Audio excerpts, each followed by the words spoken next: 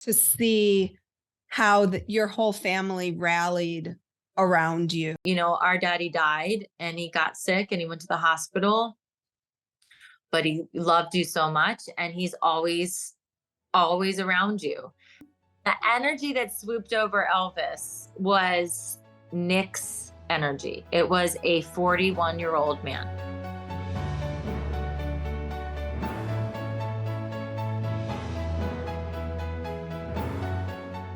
I'm Dr. Amy Robbins, and welcome to Life, Death, and the Space Between podcast. I'm a licensed clinical psychologist and medium, and here we explore life, death, consciousness, and what it all means. Today, I have a guest on that I have sort of been watching, lurking, wanting to reach out, but a little bit hesitant just because of the inspirational aspect of your story. And my guest today is Amanda Kloots. Amanda is an Ohio native and brings her infectious and inspirational attitude to everything she does. A former Broadway dancer and Radio City Rockette, Amanda performed on a variety of stage, film, and TV production for 17 years. Amanda's love of dance and fitness led to her work and lead classes at one of New York's premier fitness studios, with regularly sold out classes teaching upwards of 12 hours a day. In addition to the AK Fitness brand, Amanda and her sister launched an apparel company, Hooray For, that celebrates positivity and donates proceeds to non-for-profit organizations worldwide. Amanda's first memoir, co-written with her sister, was released in June of 2021, and it is set to become a movie. The title, Live Your Life, tells of her 95-day struggle and love story with her husband, Nick Cordero. Most recently, Amanda wrote, executive produced, and starred in the CBS holiday movie Fit for Christmas in December of 2022. Her newest children's book, Tell Me Your Dreams, is out now. Kloots resides in Los Angeles with her son, Elvis. Welcome, Amanda. Hi, thank you. Thank you so much for being here. So for those who don't know your story, tell us your kind of 95-day roller coaster that was so intense, and really only, I think you can only truly know the intensity of it if you read the book, because what those of us who were kind of watching from the outside through Instagram saw is very different from what you experienced day to day. Yeah, it definitely was. It was March 2020, and my late husband and I and our son Elvis were coming back from New York. We decided to finally move out of our apartment there and make Los Angeles our home. And a couple of days after we got back, Nick got sick, but wasn't sick. He was just tired, laying on the couch and sleeping all the time.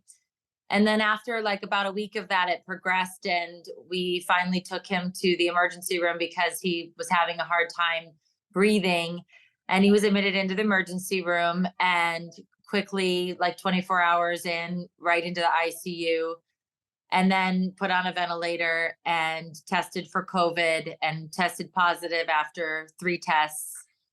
And then he started to get better, a little bit better. And then right on the day that they were going to take him off the ventilator and start to bring him back, he caught a hospital infection, got a fever, and died on the table for 2 minutes. They resuscitated him. They put him on ECMO to save his life. It did. But it also caused him to then have a blood clot in his leg and lose his leg. And then from then on, for the next, I don't know how many days, maybe from there, but for the next, months of our lives, he was in the hospital battling these hospital infections and the repercussions of what COVID did to Nick's lungs. And he could just never get better. It was just a constant battle of some things getting better and some things getting worse. And he ended up passing away on July 5th of 2020. So short. Yeah. And there were so many beautiful moments through this tragic time and so many tragic moments through. I mean, I found myself feeling so frustrated and angry at times for you and for what you were going through in terms of like all the limitations that were placed on you and everyone at that time. And then so hopeful. And I found myself even thinking, okay, is this going to end differently than I know how it's going to end? Because that's how much your hope and positivity came through. How do you think your positivity helped you through the worst time of your life? I mean, it was everything. It was the first phone call I had with Nick's like lead doctor. He said, Amanda, if we stay positive, we have options. And if we're negative, we have no options. And I said to him, doctoring, that's exactly how I live my life. I live my life thinking positively. Even in negative situations, even on negative days, I'm like, okay, what's the positive here? How can I turn this mood around? At that point in time, just losing Nick wasn't an option. He was 41 years old. He was perfectly healthy with no pre-existing health conditions. So it wasn't it my outlook may have been different if he was 80 and had been dealing with illness, but he was young and he was going to bounce back. There was just no option for me. Even on day 85, I was still like, he's going to make it. I just kept thinking positively. And even when the doctors really challenged you with that. Yeah. Yeah. Which They talked, I mean, I was told 4 times that Nick was going to die in an hour, to get to the hospital, that he wouldn't make it, much longer. And he made it every time they told me to come to the hospital to say goodbye. They were, yes, seeing that side. But I will say in their defense, hospitals, especially an ICU unit, deal with death on a daily basis. It's what they are used to. It's what they see a lot. And so they are very familiar with what it looks like and when it's around the corner. And I think, they were doing their best to be very honest with me with how they were thinking. They don't see death as, I'm sure it hits them still, but when you're turning patients over and over and over again, like it does, it starts to maybe unfaze you a little bit. You know what I mean? So as they become more desensitized to it. Right. Yeah. It's just, and I remember Dr. Ing saying that to me too. He said, Amanda, ICU doctors see death on a daily basis. So that's where they're coming from, but I don't like to be told no in my daily life. So I wasn't when it came to my husband's life. For those of you who have reached out on Patreon and donated, thank you so much for heeding that call. Thank you. If you have not yet supported the podcast, please go to Patreon, put in Dr. Amy Robbins, and there is an opportunity to support at whatever feels comfortable for you. It helps me with the production costs. My small, very small, but mighty team, it helps keep all of that running. So if you are a fan of the podcast, please consider donating whatever feels good to you. $5 a month, $20 a month. Please take a minute and donate. Also, I am so excited that my course that I have been working on for years is getting ready. We're getting closer. It will be launched at some point this year. So if you're interested, please go ahead and put yourself on the wait list on my website at dramyrobbins.com.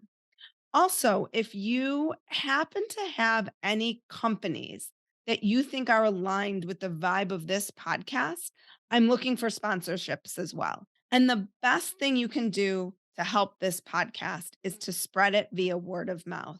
I know so many of you have already said, I've shared this with my friend, or even therapists have shared it with their patients, and patients have shared it with therapists. If you love the podcast, please share it. We have an online global reach here. So go ahead, tell your friends, tell your family, rate and review the podcast. Just spread the word so we can continue spreading messages of love and light and consciousness and awareness and science and spirituality and just how to live the most meaningful life that you possibly can. Please support life, death, and the space between. And what do you think? I mean, I was so struck by the power of your love and how, even in those darkest moments when they would tell you, come on in, because they would let you in if they thought this was going to be it. And so they thought he was dying. They thought he had hours to live, and you would come in. And can you tell everybody what you would do and how things then would shift despite what the doctors had told you? Because it's pretty amazing when we think about the human spirit and what it means to feel love and to receive love and how love is healing. I mean, we say those words, but I feel like what you were doing actually really exemplified how that worked. Yeah, Nick was a very collaborative person. He was an extrovert. He needed people around him.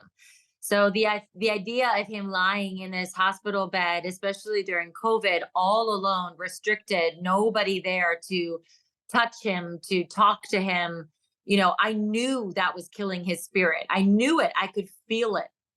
So anytime they would allow me to go in and be by him, and I would sit by him and I would hold his hand and I would tell him, not today, honey, not today. Come on, babe, you can do this. You got to fight for me. He would fight. I could feel it. I could see it. His numbers would get better and he would live. And, I was doing anything and everything. I was playing him music that I knew he would love. I was singing, I was dancing, I was cheering him on, I was giving him speeches, I was reading to him. And towards the end, when his late mother, I saw that she just passed away too. Yeah, when she was allowed in with me, she did the same. She would read to him and talk to him and keep him company. And, it is the power of love, the power of having somebody hold your hand, the power of having somebody stand beside you, sit beside you and cheer you on. It's everything. I mean, if you're trying to fight for your life and you feel like no one's around, how easy is it to give up? And so I think he definitely felt our energy there, anybody who was there rooting him on. And I truly believe he felt the energy of everybody singing with me to every day at 3 p.m. I think he felt that too. That was such a powerful energy that I think he felt it. He knew it. Mm-hmm. Well, and you really engaged the world in your story. And at the end of your book, you talk about how, I forget if it was who you said it to, maybe your friend Rachel, or that when, why did this sort of go on for as long as it did? And it really struck me that I think someone said back to you, well, if it happened when you brought him in March and he died in April, or he died, within days, no one would have known your story. And your story really captivated the world at that time. Yeah, I mean, I think about that a lot. It was kind of helpful, a helpful thought once he passed, that, yeah, if he would have died on the table that day, April 10th, before, if they wouldn't have been able to save his life with ECMO, no one would have known his music. No one would have been singing his song.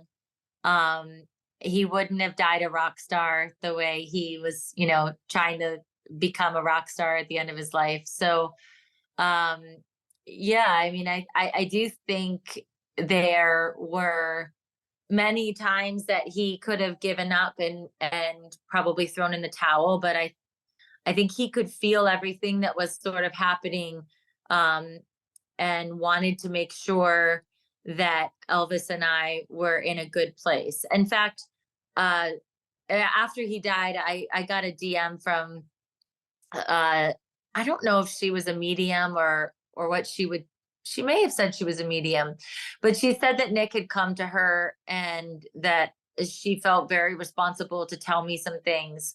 And so I called her and we were chatting, and she said, she was like, he wants you to know that he waited as long as he possibly could to make sure that you and Elvis we're going to be okay. And I felt that, I really did. And when he passed, our new home was ready to move into, thanks to the GoFundMe account that was started for us. Um, I I had gotten 95 days to be with him and to say goodbye. People knew who he was. They were singing his song. He was a rock star when he passed. I had gotten really close with his mom and his family, something that was he hoped and dreamed would happen. But how do you do that when people live in Toronto and Los Angeles, other than coming together when somebody is in the hospital and you need that support? So there were a lot of things that happened because of how long he was in the hospital that I think Nick knew and left when he was like, okay, everything's okay. Mm-hmm.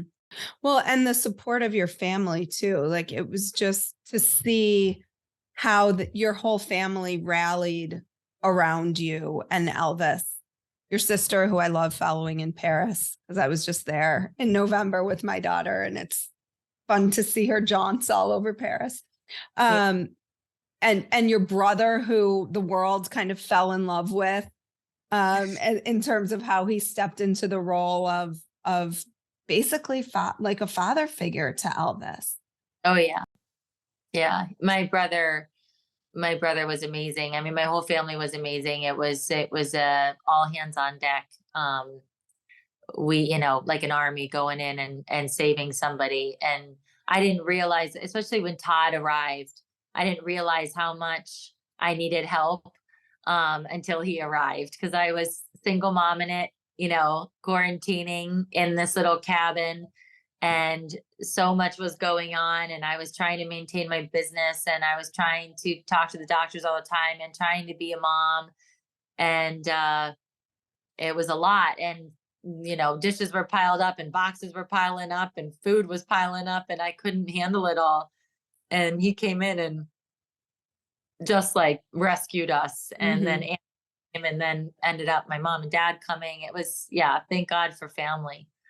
Well, and also I thought it was interesting, the perspective shifts that then you had on your relationship with your siblings, especially with him, because it sounded like he had felt a little bit left out, with the four sisters, sharing everything. And it seemed like he, again, from the outside looking in on Instagram only, which is only one version of the story, it seemed like this amazing big brother who was always there, which it sounds like he was, but this really shifted the nature of the relationship.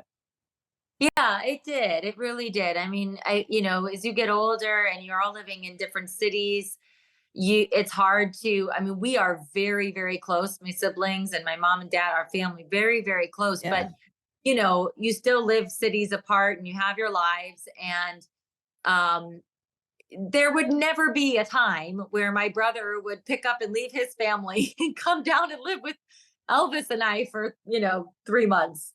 And Anna to leave Paris and just come live with us. So it was a very, very special time, and we got even closer. And it was wonderful. It's funny because we often, when Anna, Todd, and I especially are together, we're like, I wish we could live together again, because we really all did live together very well, and it was really fun.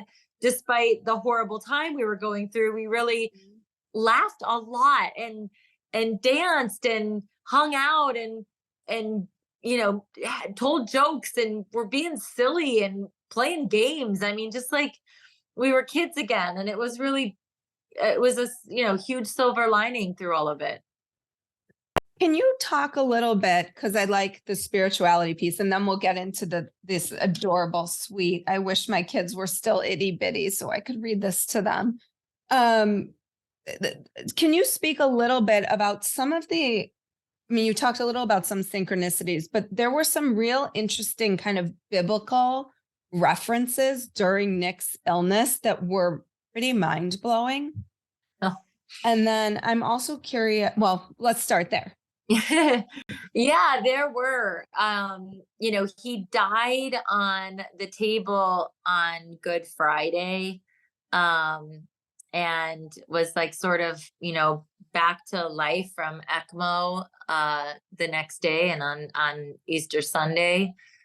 There was the whole Good Shepherd Sunday when he lost his leg, and it happened to be Good Shepherd Sunday, which is the story of when Jesus goes and gets the lamb that has lost its leg and carries it back home. The 40 days, there was a 40 days thing, and then the 40 days, with in the Bible. Yeah, lots of weird little coincidences that I don't know, either I found or were there, but they were there, and it was crazy. What have been some of the signs and synchronicities since Nick died? And what do you believe? I mean, I know you had people reaching out, everything from mediums, energy healers, like the whole thing. Everybody was probably had like a cure for what ailed Nick. But what do you believe now? What did you believe? Have your beliefs shifted and changed?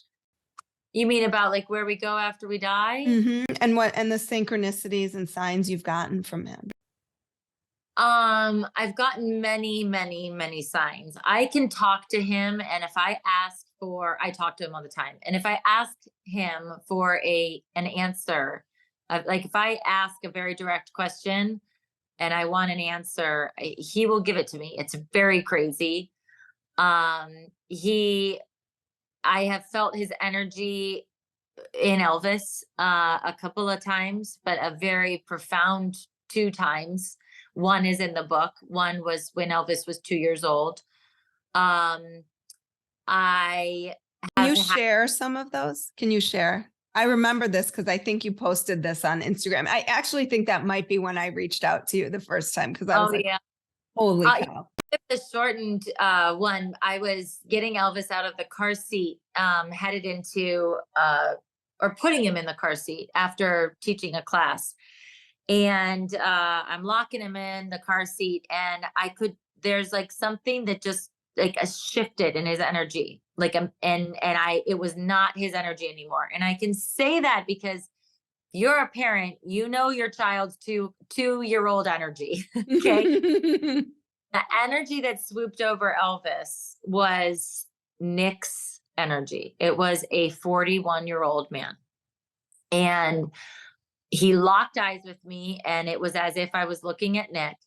And all of a sudden, Elvis grabbed my face and was just like feeling my face, my eyes, my eyebrows, my chin, my nose. He's 2 years old. 2-year-olds do not do this. Like pulling me closer and feeling my face. And I was like, I was like, hi. I knew it was Nick. I mean, that probably sounds so weird to anyone. No, not my listeners. Okay, good. And then Elvis took my hand, my wedding ring hand. And at the time I was still wearing my ring, and he held my hand like this, made eye contact with me, and then kissed my ring while keeping eye contact with me, and then let my hand go. And then energy completely left him, and he went back to being a 2-year-old energy. I mean, that's just one of the examples. I still get chills talking about it. Me too. I have the goosebumps. And my girlfriend happened to be right there. And as soon as I felt the energy shift and Elvis like pressing on my face, I was like, Lauren, get over here, Lauren. And so she saw it too. So I know I'm not crazy, because it was like the movie Ghost. It was crazy. And I've had 3 beautiful dreams of him that felt like he was right there. Yeah, I don't know. He talks to me all the time. He's always around. I would say, what has changed? I'm still religious, and I still believe in heaven, and I believe in God, and I believe in Jesus, and I believe in all of those things. I think I felt in the hospital that Nick and God were talking. I could feel it. It was very strange. Nick was not a believer. And there were many a times where I felt like they were talking to each other, and God, like, you think you can do this on your own? And Nick was like, no, I got medicine. And then all the medical advice would say, well, we can't help you anymore. And then he would almost be dying, and then he wouldn't die. And I'd be sitting in the room holding his hand, and the energy in the room was literally, it just felt like they were having a conversation together. Again, really beautiful. And I feel like since he's passed, his energy is around me all the time. And I don't think our energy goes away. And I think that's what I've sort of changed in my idea of, I don't know if I think of heaven as like some place way up high in the sky.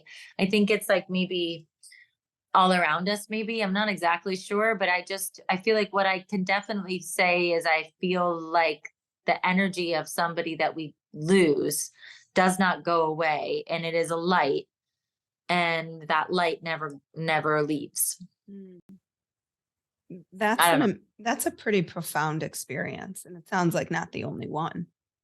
Yeah. It's been so many times that I feel like, I don't know, that's just kind of how yeah. No, I was just gonna say, and a lot of the things that, like, energy workers or mediums have told me since is like that they see his light.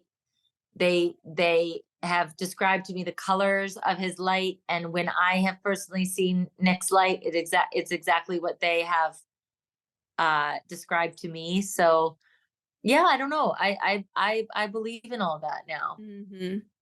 I think it works together. I'm not saying it changed my belief. I think it just like furthered my belief and works together. You talked about visits in your dreams, and your new kids book is Tell Me Your Dreams. And little Elvis was just 1 when Nick died, and he was 9 months when Nick went into the hospital. So his conscious memories of Nick are pretty limited.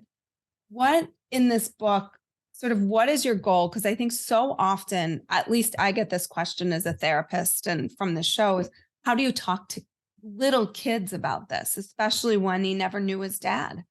Yeah. How are you going to talk to him about what happened, and how can people use this book as a real guide to help them? Yeah, I just, since Nick passed, made it a very conscious effort to always talk about Dada. So that it was never like a taboo topic for Elvis. I would play Nick's songs a lot. I would talk about Dada would tickle you this way. Dada would kiss you this way. Dada used to love carrots and he would eat them this way.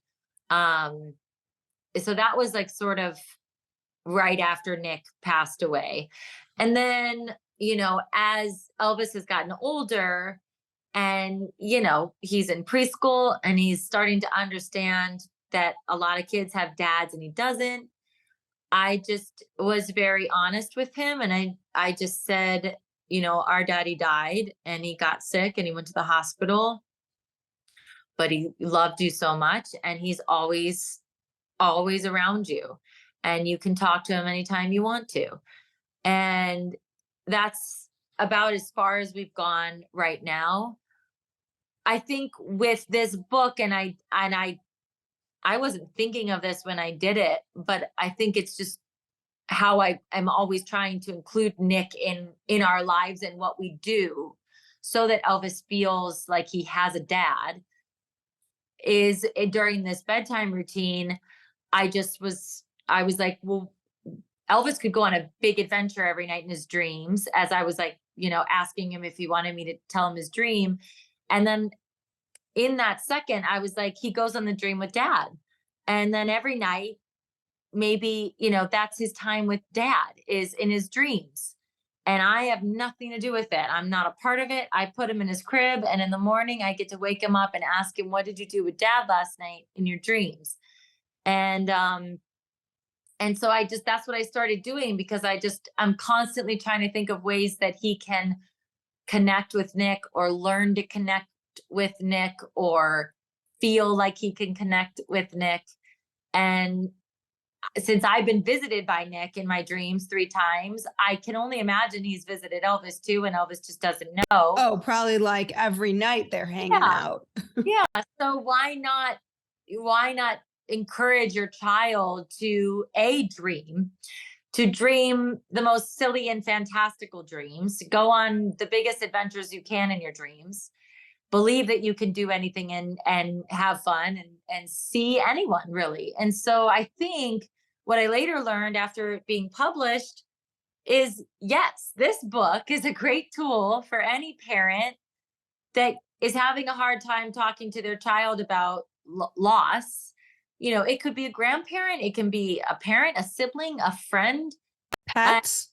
I think a kids pet. lose pets often and parents Use, don't know.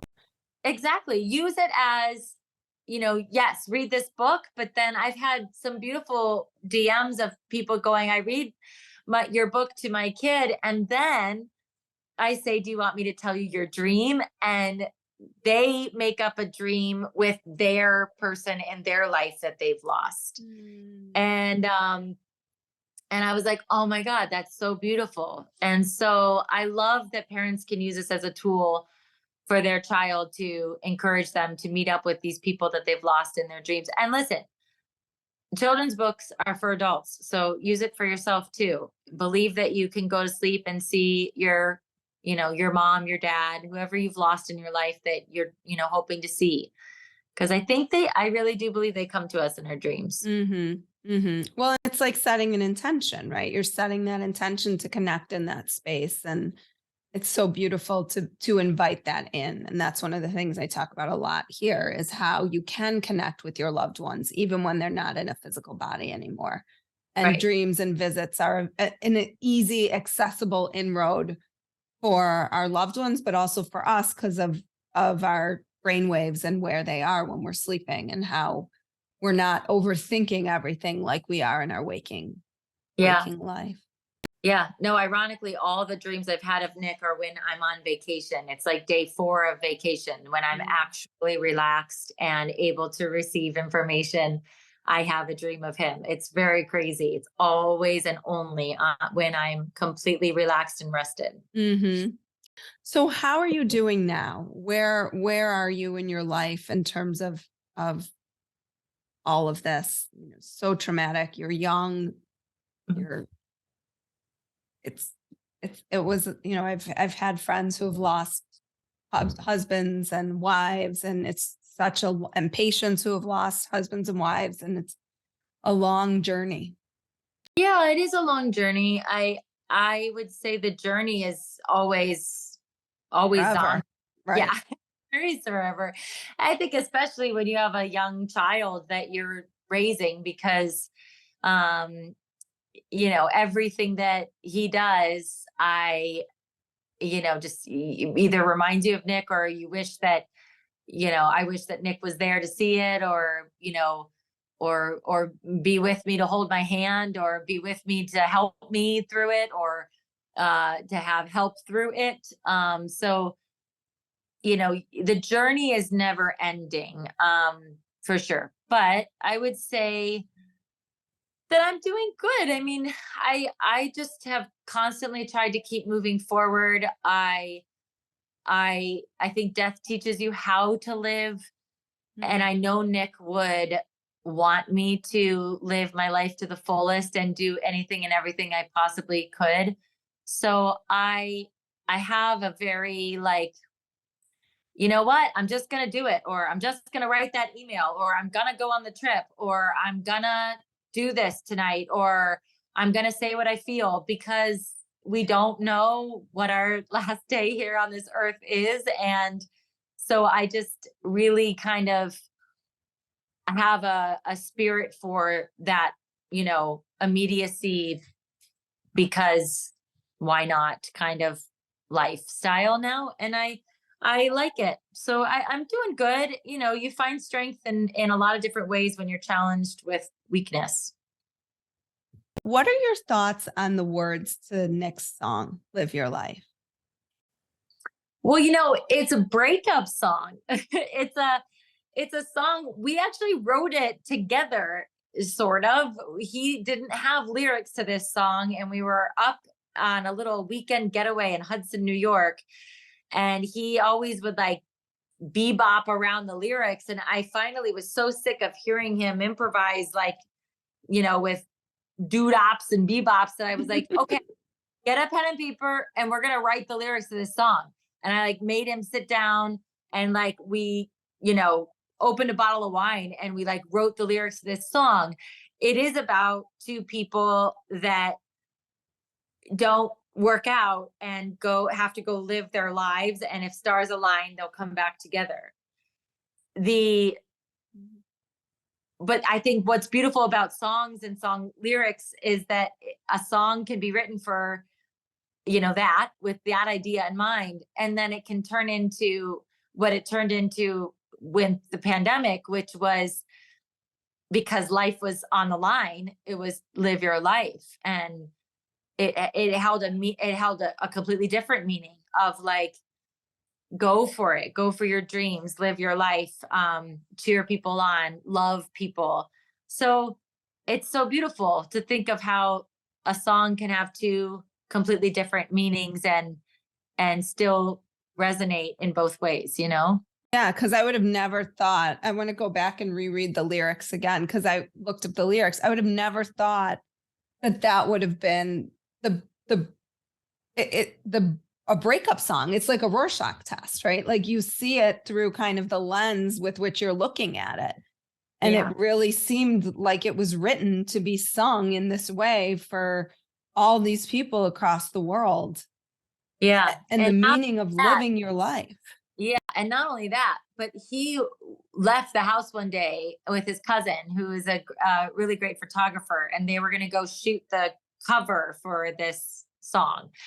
And they came back, and he's showing me the photos, and I was like, okay. I was like, honey, you want to like stand in a cemetery with your guitar in front of graves for the cover of this release of your first song, Live Your Life?